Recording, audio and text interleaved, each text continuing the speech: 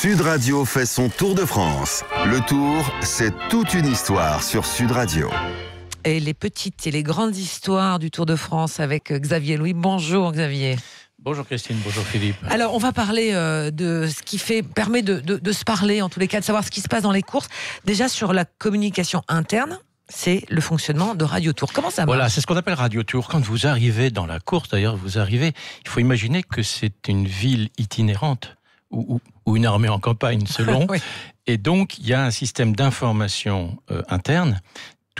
Tous les véhicules sont équipés de récepteurs radio sur une fréquence propre à Radio Tour, à la course.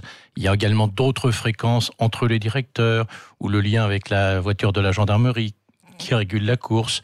Voilà, il y a tout un ensemble. Il y a principalement le canal Radio Tour qui permet de donner des informations d'abord sur les coureurs échappés, leur nom, voilà, c'est très important évidemment pour la course, de donner des informations sur des incidents à venir, sur des rétrécissements de chaussées, voire plus grave, une route bloquée.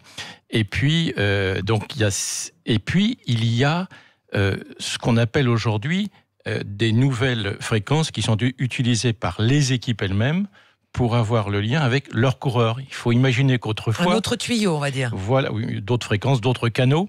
Et il faut imaginer qu'autrefois, les directeurs sportifs passaient le peloton, par exemple, quand il y avait une échappée, pour aller discuter avec leurs coureurs. Vous imaginez la difficulté.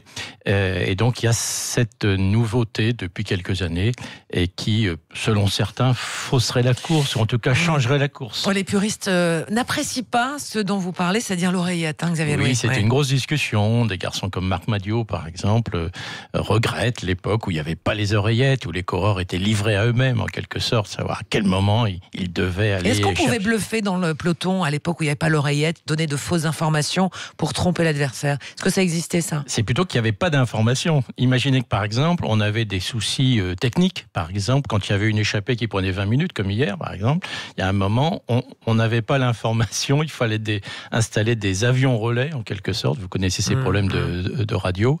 Et donc, c'était plutôt le manque d'informations qui était un problème. Est-ce qu'aujourd'hui, on peut faire sans ces oreillettes ? Est-ce que les équipes seraient pour ? On pourrait faire sans, il y en a qui sont pour. Il y a des courses où il n'y a pas les oreillettes. Prenez par exemple le dernier championnat de France, il n'y avait pas d'oreillettes. Exact. Et certains disent d'ailleurs que le résultat eût été différent s'il y avait eu des oreillettes. Alors je ne résiste pas à la question, ça fait une semaine que le tour est parti. Comment vous jugez cette première semaine ? Superbe tour. Je trouve que c'est un tour assez extraordinaire, très ouvert. Ce qui est passionnant, d'abord on a eu des très belles étapes. Le temps s'en mêle en plus, ça se passe très bien, c'est la fête, c'est ce qu'il faut.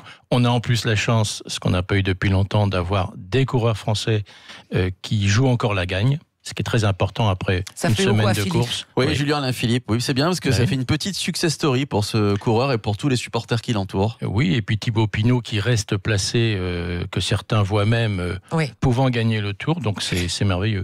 Les Pyrénées arrivent, la montagne, là, ça va être la première, on va dire, décision. C'était déjà, oui, il y a eu déjà quand même la planche des belles filles dans les Vosges, qui était un moment important, évidemment pas décisif.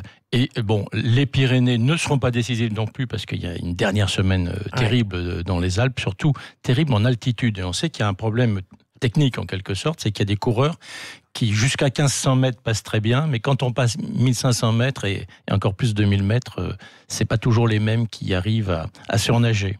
Merci beaucoup Xavier Louis. Alors, on en parlerait pendant des heures. Le Tour de France 2019 qui passionne en ce moment.